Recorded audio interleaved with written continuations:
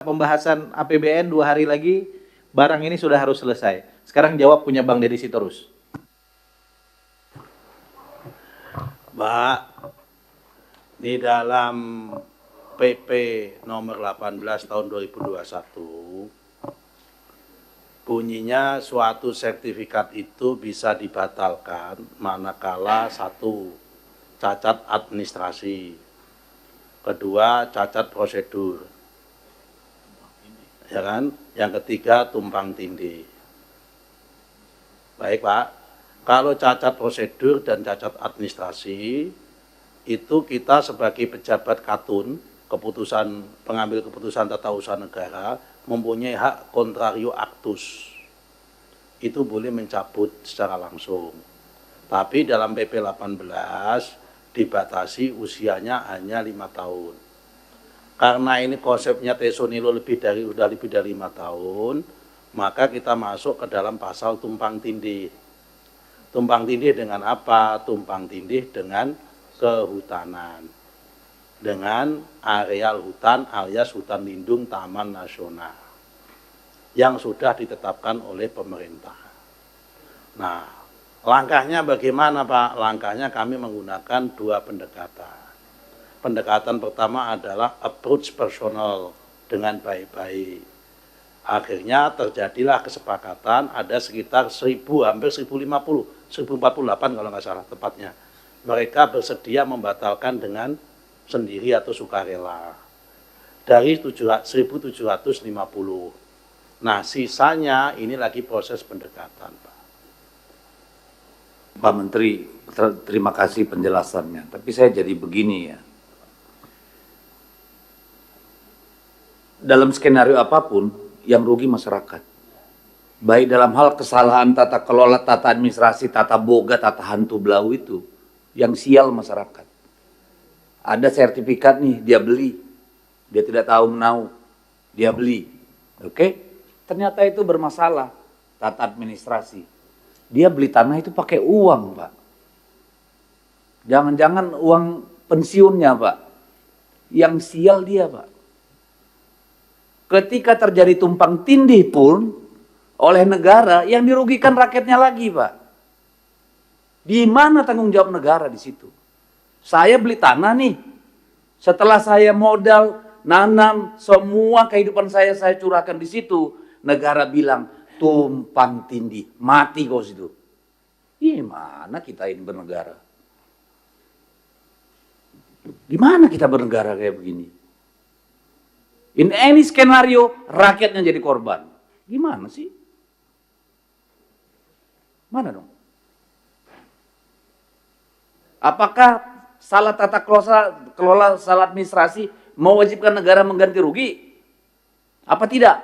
Rakyatnya kan gak ikut bersalah. Dia beli tangan kedua misalnya sudah sertifikat. Kalau bukan sertifikat, apalagi alas hak yang bisa dipertanggungjawabkan. Kok dia juga yang dikorbanin? Hal yang sama kalau itu tumpang tindih. Jangan-jangan dari nenek moyangnya sudah di situ, tiba-tiba dikasih konsesi tambang, tumpang tindih. Itu terjadi loh di mana-mana. Ada kebun juga. Bapak, kita fokus tesonilo, Pak. Ya, ini kan bicara umum juga. Tesonilo hanya satu kasus, Mas. Kita fokus tesonilo, Pak. Mohon maaf. Enggak apa-apa. Ini mahal nih kita duduk di sini, Pak Menteri. Tolonglah dengarkanlah. Ini saya cuma nyambungin suara rakyat, Pak. Kalau saya nggak ada persoalan saya dengan tanah beginian. Ini suara rakyat yang saya terima, Pak. Apa yang bisa kami pegang, Pak? Kalau sertifikat hak milik pun bukan jaminan. Dan ketika ada persoalan kami juga korbannya. Bagaimana saya menjawabnya, Pak Menteri? Silakan Pak Menteri. Penjelasan saya sudah jelas, Pak. Ya. Saya pikir sudah jelas, Pak. Problemnya memang di regulasi dan karena itu kita Pak segera, kalau saya minta ini udah 2 kali kami minta di komisi ini, pemerintah segera ajukan RU Pertanahan dan Tata Ruang. Inisiatif pemerintah. Segera Pak untuk menunjukkan itikat baik pemerintah kepada, kalau enggak kita yang ngajuin, kalau ngajuin berarti itikat baik DPR. Kita tunggu pemerintah. Ya.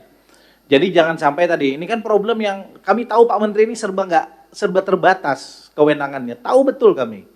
Tapi pertanyaan filosofis, pertanyaan yang tadi diajukan oleh Pak Deddy Sitorus dan para anggota, Itu jalan keluarnya adalah kita harus segera membuat produk legislasi yang lebih progresif. Oke, gini Pak, itu satu hal soal masalah perubahan perubahan legislasi undang-undang pertanahan. Tapi kita kembali kepada Tesonilo tadi Pak. Kita kembali ke situ aja. Kalau memang di situ memang ditetapkan hutan, kan memang hutan nggak boleh disertifikatkan Pak. Kita kan nggak bicara masalah terlanjur nggak terlanjur Pak. Kita bicara masa di situ udah ditetapkan, dan ketetapan hutannya itu udah lama, Pak. Ini kan memang ada kesalahan. Kesalahannya apa? Kenapa dulu itu hutan dijadikan redistribusi aset? Dan kemudian di pihak internal kami, di orang BPN juga ada kesalahan. Kenapa tahu hutan kok itu kemudian disertifikatkan? Kan atas kesalahan ini direvisi, Pak. Kalau memang ada itu hutan. Nah, kalau kemudian ada korban, kami tadi sudah jelaskan. Mereka yang menjadi korban itu diminta, disarankan pemerintah dianjurkan untuk melakukan migrasi, Pak. Kita siapkan tempat pengganti. Ada gantinya disiapkan oleh pemerintah. Yang dikoordinir oleh Pak Gubernur. Kami diminta untuk menyiapkan lahannya, Pak. Untuk itu, Pak.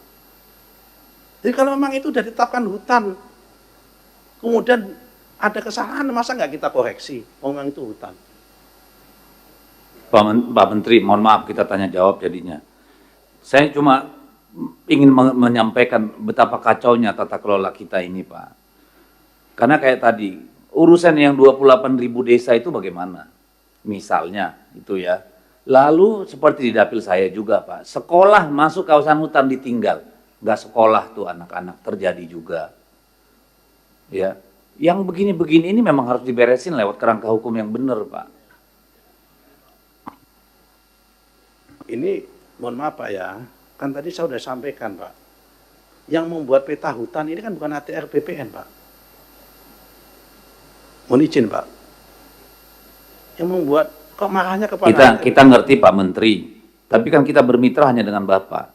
Dan Bapak kan sebagai eksekutif itu kan punya kesempatan ratas atau apapun tadi nota kesepemahaman. Makanya Pak, sekarang ini Pak, tadi saya menjawab pertanyaannya dari Pak Ketua tadi, kita sudah menjamin MOU Pak. Dan MOU ini satu persatu kita tangani Pak dengan kehutanan Pak. Pak Firko bisa cerita. Gorontalo, ini setiap Lampung, setiap 1 minggu ini 1 provinsi Pak. Kita tata satu persatu mudah-mudahan begini Pak. Bukan berarti kita nggak bekerja Pak. Cukup Pak Menteri. Ya kan? Nanti Pak Menteri sampaikan data-data itu, termasuk yang tadi kan ada 2 indikator. Jadi kalau memang sebelumnya yang disampaikan kayak Bang Deddy Sitorus, sebelumnya dia sudah punya SAM. Misalnya 84 kayak di Gili Trawangan ya Pak ya. Tiba-tiba 2021 ditetapkan oleh Kementerian Kehutanan jadi kawasan hutan, nah itu kita pulihkan. Ya makanya case-nya kan beda-beda. Ya, itu yang kita pulihkan. Case-nya beda-beda, nanti kita telaah satu persatu Pak. Kebetulan kalau Tesonilo memang lagi kami tangani saat ini, current isu lagi kami tangani, sedang memang ini, kami bisa langsung jawab Pak. Kalau Tesonilo Pak. Tapi kalau yang Gili Trawangan memang itu kita belum sampai sana. Tapi nanti pasti akan sampai sana Pak. Ya. Gitu Pak. Izin Makasih, pimpinan, makanya ini kan usulan Pak. Saya kan tadi melemparkan contoh itu, kasus itu hanya sebagai contoh. Tadi kan saya di awal waktu pertanyaan saya bilang, Pak kalau bisa ini jangan hanya dengan Kementerian Kehutanan, tapi juga dengan Kementerian Pertambangan, Kementerian Dalam Negeri. Ya, kalau bisa jangan hanya MOU, tapi lebih tinggi dari itu, gitu loh. Kalau Pak Menteri tadi masih ingat apa yang saya sampaikan, makasih. Ya, nanti Pak Menteri akan laporkan case by case yang sudah ditangani. Saya kira itu, kita tampilkan kesimpulan.